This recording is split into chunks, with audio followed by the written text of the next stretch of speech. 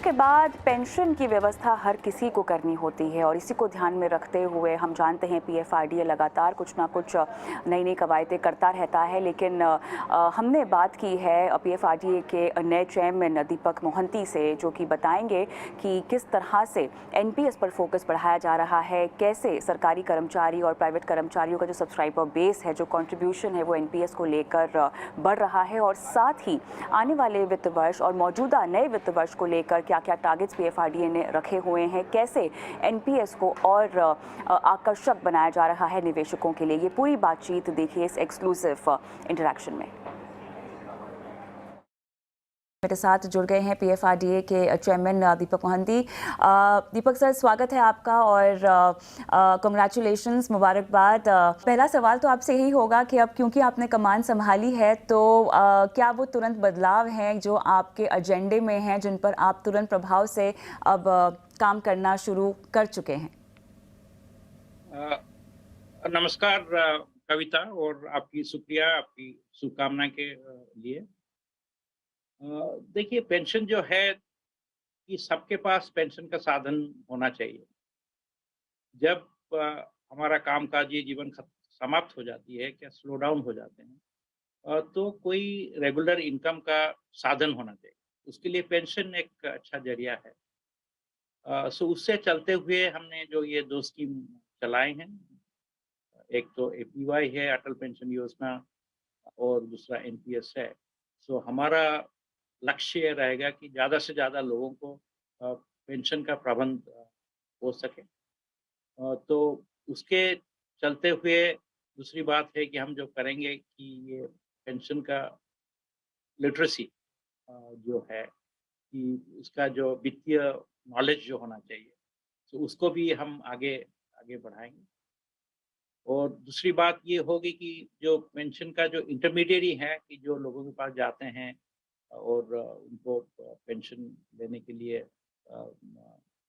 Encourage करते हैं, सो वो इकोसिस्टम हमने जो उसको भी हमने बढ़ाया है। अभी हमने एजेंट का भी नियुक्ति किया कि जिसमें लोग के पास पहुंच सके और ये पेंशन के लिए उनको हमारे साथ जोड़ सकते हैं पेंशन सिस्टम में। और दूसरी बात है कि हम जो देख रहे हैं कि जो इंटरमीडिएट रीजनल रूरल बैंक्स, वो खाली एपीवाई करते हैं। तो हमारा ये एक लक्ष्य होगा कि वो एनपीएस भी करें। क्योंकि देखिए, जो ग्रामीण क्षेत्र में है, इनफॉर्मल सेक्टर में है, लोगों के पास पैसे भी है, मगर कि जो हमेशा रेगुलर उनका इनकम नहीं होता। इनकम कभी लंपी होता है, कि जैसे कि आप देखिए ग्रामीण क्षेत्र में है, आपका जब फसल निकलती है तब पैसा ज़्यादा आ जाता है। तो उसके लिए एनपीएस एक अच्छा साधन है, जिसमें लंपी इनकम होता है। आपको हर एक महीने में कुछ पैसा डालने का ज़रूरत नहीं है। तो जब आपके पास पैसा आ जाए, आप उसको डालें। और लिटरेसी में जो दूसरी बात हम करेंगे कि ये जो है, जो यंगर पीपल, उनको प्रोत्साहित करेंगे कि जिसमें कि थोड़े-थोड़े पैसे डालते रहें। क्योंकि यंग एज में जब आप जॉइन करेंगे, पावर ऑफ कंपाउंडिंग जो कंपाउंड होता है, उसमें वो कॉर्पस आगे चल के बहुत बड़ी बन जाती है। सो ये सब चीज़ हम चलते हुए आगे करेंगे। एनपीएस के बारे में अब विस्तार से बात करते हैं। तो अब तक जानना है कि कंट्रीब्यूशंस को लेकर और सब्सक्राइबर बेस को लेकर आंकड़ा कहां तक पहुंचा है, और इस नए वित्त वर्ष में आप और क्या-क्या अचीव करना चाहते हैं कंट्रीब्यूशन सब्सक्राइबर्स को लेकर? अभी देखिए, जो नंबर ऑफ सब्सक्राइबर हैं, एनपीएस का की 2 भाग है। एक तो जो सरकार से हैं, उन्होंने ऑटोमेटिकली एनपीएस में आ जाते हैं। तो हमारा जो लक्ष्य रहेगा, जो गैर सरकारी क्षेत्र से हैं, जैसे कि एनपीएस कॉर्पोरेट सेक्टर है, और आम आदमी के लिए जो है कि एनपीएस ऑल सिटीजन्स मॉडल। बल्कि स्कीम तो वही है कि वही चॉइस जो गवर्नमेंट के पास है, उसी चॉइस उसी साधन भी दूसरों के पास है। सो एनपीएस जो नॉन गवर्नमेंट है, उस सेक्टर में हम देखें कि बहुत बड़ा लक्ष्य हासिल किया हमने लास्ट ईयर, फाइनेंशियल ईयर 2022-23, जिसमें कि 10 लाख लोग इसमें हमारे साथ जुड़े। तो हमारा जो लक्ष्य होगा आगे चलते हुए, कि इसको लेके हम 13 लाख तक पहुंचे, और 23-24 में आप हम ये करेंगे। और जो कंट्रीब्यूशन है, आपने जो बोले कि कितना पूंजी अभी तक निवेश हुआ है, कि इसमें हमने ऑलरेडी 9 लाख करोड़ पूंजी निवेश हो चुका है पेंशन क्षेत्र में। बहुत जल्दी ही हमने 10 लाख करोड़ हो जाएंगे। तो हमारा ये लक्ष्य रहेगा कि ये आगे बढ़ते रहे। तो उसको बढ़ने के लिए 2 चीज़ है कि लोग क्या कंट्रीब्यूट करते हैं, वो किस तरह का इसमें जो रिटर्न आते हैं, ये दोनों मिला के जो है कि पेंशन कॉर्पस कितना आगे चलते हुए डिपेंड करेगा। बट नंबर के चलते हुए देखिए कि हमारा जो ज़्यादा है नंबर जो आते हैं, कि ज़्यादा लोग जो आके शामिल होते हैं इसमें पेंशन में, ये अटल पेंशन योजना चलते हुए होता है। उसमें भी हमने बड़ा लक्ष्य हासिल किया लास्ट ईयर कि 1.19 करोड़ 1.19 करोड़ लोग इसमें शामिल हुए। तो हमारा इस साल का लक्ष्य रहेगा कि उसमें 1.30 करोड़ 1.3 करोड़ लोग आके शामिल हुए। सो ये चलते हुए कि अटल पेंशन योजना और एनपीएस को मानते आगे चलेंगे, तो हमारे पास जो है कि 8 करोड़ से ज़्यादा लोगों को पेंशन मिलने का सुविधा होगी इस साल में। ये हमारा एक लक्ष्य है। और जैसे मैं आपको बताया कि जो कॉर्पस इसमें इन्वेस्टेड है, वो 10 लाख करोड़ से बढ़ के बहुत ज़्यादा बढ़ जाए। मिनिमम अश्योर्ड रिटर्न स्कीम को लागू करने की अपडेट को लेकर आप क्या कहना चाहेंगे, जिसको एनपीएस के तहत लॉन्च करने की योजना भी चल रही थी, काफ़ी कवायद भी तेज़ हो गई थी। क्या इसको लेकर कोई ऐलान जो मुमकिन है? देखिए, मिनिमम एश्योर्ड रिटर्न स्कीम जो है वो हम इसके ऊपर अंदरूनी चर्चा कर रहे हैं। एक्सपर्ट कमेटी भी हैं कि जो इसको भी देखते हैं कि कैसे इसको बेहतर बना जा सके। क्योंकि इसमें 2 बात है कि हम जो इसमें रिटर्न देते हैं कि जो इन्वेस्ट करेंगे उनके लिए अट्रैक्टिव लगना चाहिए रिटर्न। मगर आपने एक बार गारंटी दे दिया कुछ रिटर्न की, तो फिर उसमें ये बात आती है कि उसमें रिस्क ज़्यादा बढ़ जाते हैं। सो उसको डिज़ाइन करने के लिए कॉस्ट भी होता है। तो कैसे ये बैलेंस करें कि जो रिस्क भी मिनिमाइज़ करें और रिटर्न जो दें कि जो भी अट्रैक्टिव लगे। तो इस पे हम काम चालू है।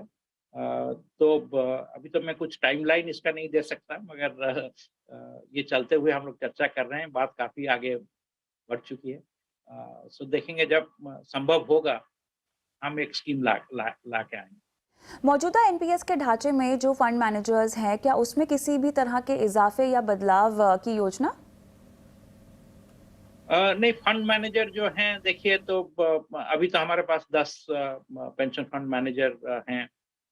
तो अभी हमने कर दिया कि जो फिट एंड प्रॉपर हैं और जिनके पास फाइनेंशियल स्ट्रेंथ है, कि जो हमारा जो क्राइटेरिया है वो मीट करते हैं, तो वो भी अप्लाई कर सकते हैं। तो हम उनको जो फंड मैनेजर का जो नंबर है, तो उसको भी हम आगे बढ़ा सकें। फिलहाल जो स्कीम्स हमारे पास एनपीएस के तहत हैं, क्या उनमें किसी तरह का रिवैम्प या किसी इन्वेस्टमेंट को लेकर किसी तरह की रेस्ट्रिक्शन, लिमिटेशन जो शायद आप योजना में हो, जो शायद एनपीएस को और भी इन्वेस्टर फ्रेंडली बनाने की ओर एक कदम हो? अभी देखिए कि इसमें जो है कि एनपीएस जो है काफ़ी फ्लेक्सिबल स्कीम है और इसमें आप पूरा इक्विटी भी कर सकते हैं, इक्विटी और इसमें डेट भी डाल सकते हैं। सो मिक्स भी कर सकते हैं इक्विटी डेट करके। सो इसका जो है, आप देखिए रिटर्न जो सालाना इसमें से आता है कि इक्विटी स्कीम करेंगे तो अभी तक इसका जब से शुरू हुआ है एनपीएस, देखिए कि रिटर्न एनुअल आ रही है 11% 8%। सो काफ़ी अच्छा है। जैसे कि देखेंगे जो गवर्नमेंट स्कीम है वो जो मिक्स है इक्विटी और डेट, सो उसमें देखिए जो रिटर्न मिलती है, सो वो तो 9.4%। तो ये जो रिटर्न है काफ़ी अच्छे हैं।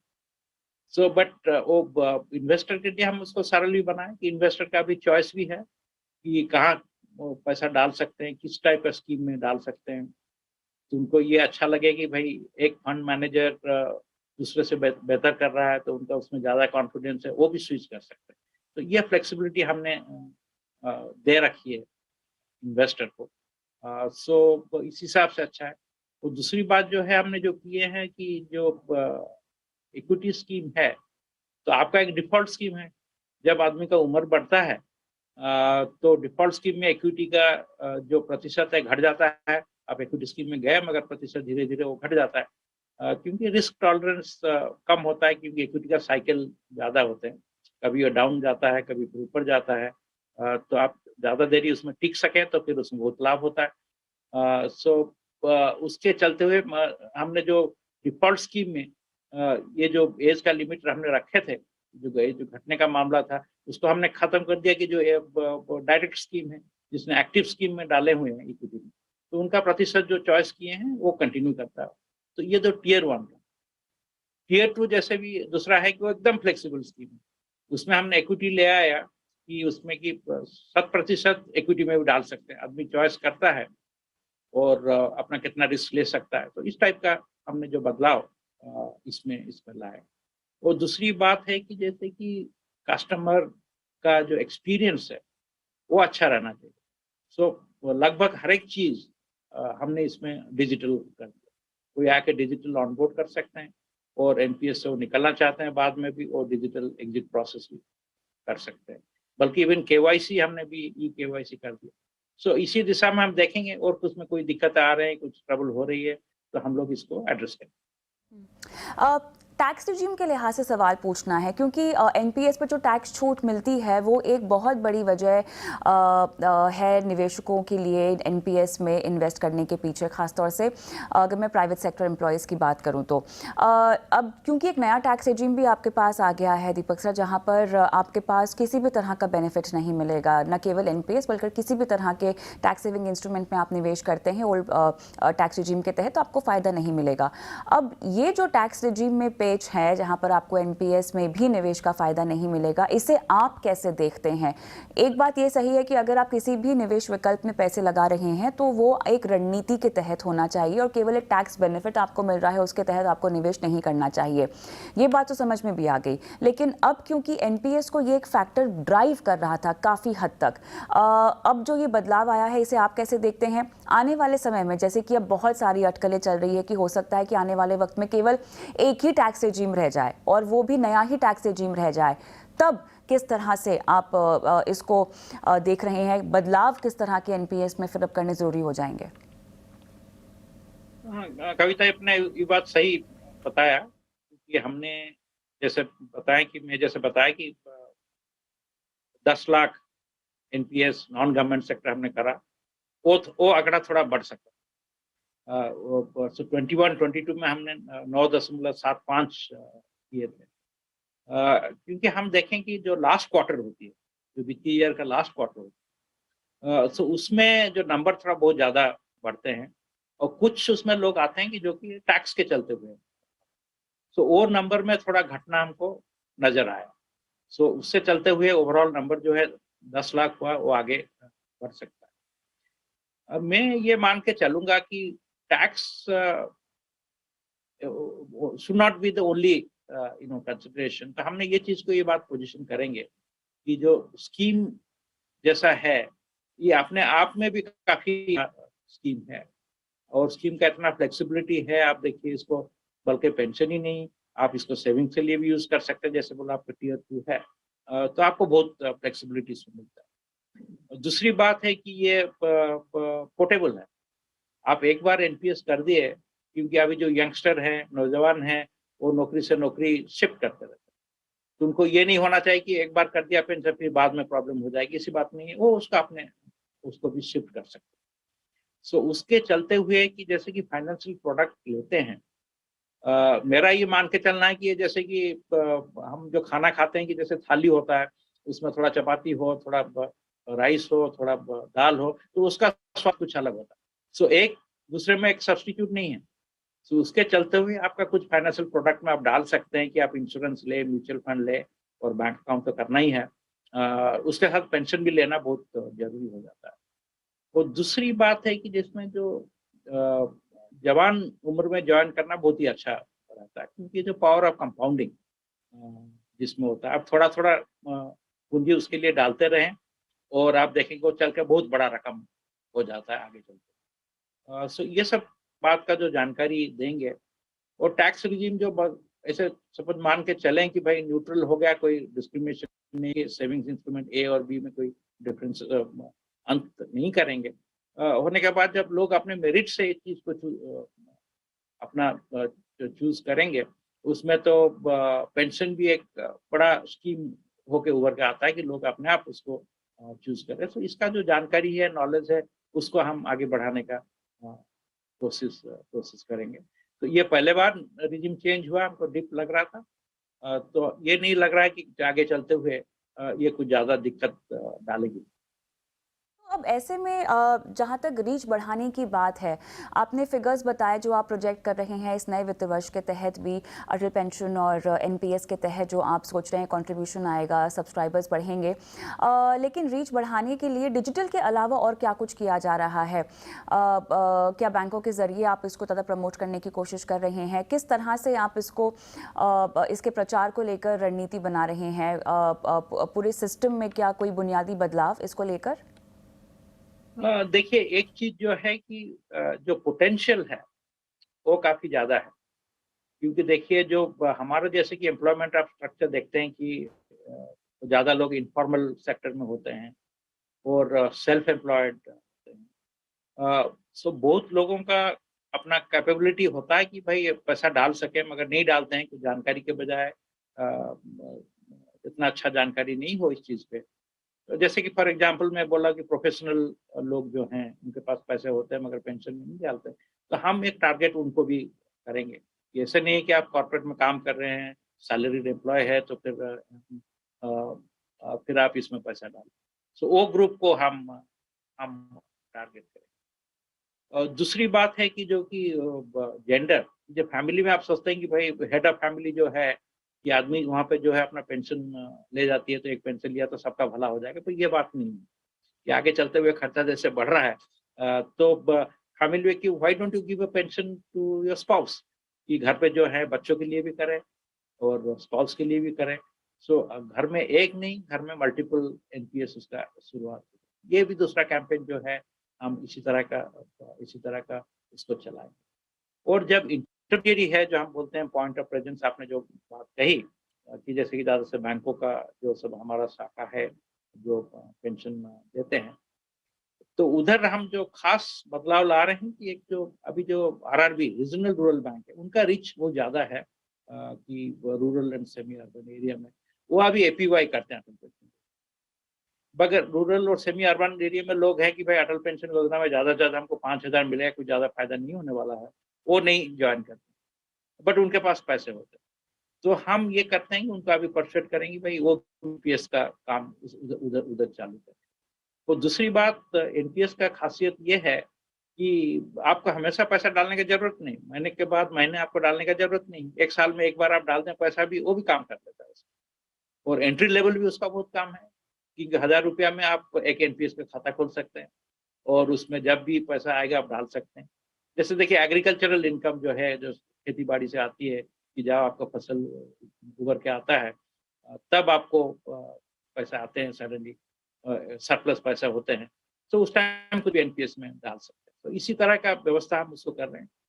और एक बात है कि दैट हमने देखा है कोऑपरेटिव बैंक, कुछ कोऑपरेटिव बैंक तो काफी बड़े हैं, मगर उधर भी ज्यादा आंकड़े नहीं आते हैं कि पेंशन के चलते हुए, तो उनको भी हम इसमें परसुएड करेंगे कि पेंशन के लिए आए।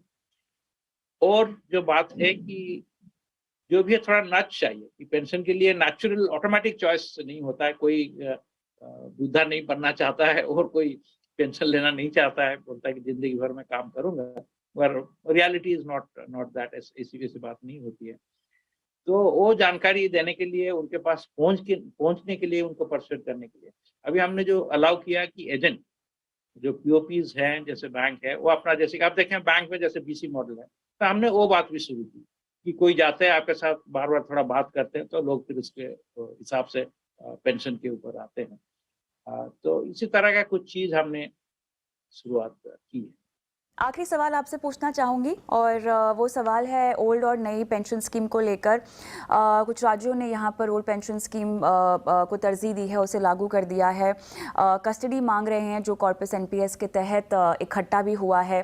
अब ये मामला ये मुद्दा काफ़ी बड़ा होता जा रहा है।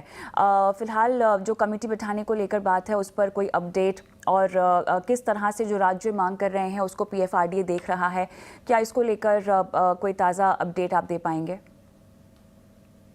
नहीं, ये देखिए अभी तो इट्स टू अर्ली की कमेटी में कुछ हम कमेंट करें कि इस बात में। और पीएफआरडीए तो मतलब सब जितना सपोर्ट चाहिए इसके लिए, तो ये सपोर्ट हम प्रोवाइड करेंगे। और जैसे टीओआर टर्म्स ऑफ रेफरेंस जो कमेटी का है, उसमें एक बात है कि भाई for the government employees NPS में क्या बदलाव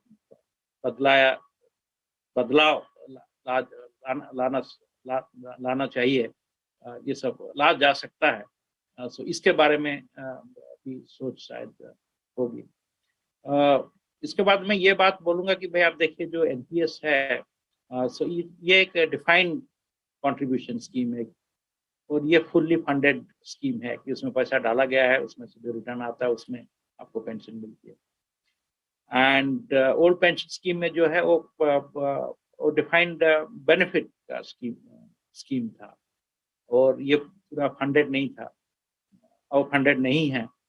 तो उसको ज़्यादा बढ़ाएंगे तो फिर वो सस्टेनेबिलिटी का इशू आ सकती है आगे चलते हुए। जब सब लोग रिटायर करेंगे तो कैसा प्रावंध होगा कि इनको इसमें पेंशन दिया जाए। तो ये बात को भी ध्यान में रखना होगा। सो दुनिया में हम देखते हैं कि जो पेंशन बड़ा मुद्दा भी है। सो ज़्यादा से ज़्यादा लोग प्रिफर करते हैं कि सरकार प्रिफर करते हैं कि डिफाइंड कंट्रीब्यूशन के वहाँ चलें और ज़्यादातर जो पेंशन स्कीम्स हों ये फंडेड होनी चाहिए। चलिए दीपक जी, आपने समय निकाला, बहुत बहुत धन्यवाद इस खास चर्चा में शिरकत की और पेंशन और एनपीएस से जुड़े तमाम मुद्दों पर अपनी राय रखी। धन्यवाद। धन्यवाद कविता।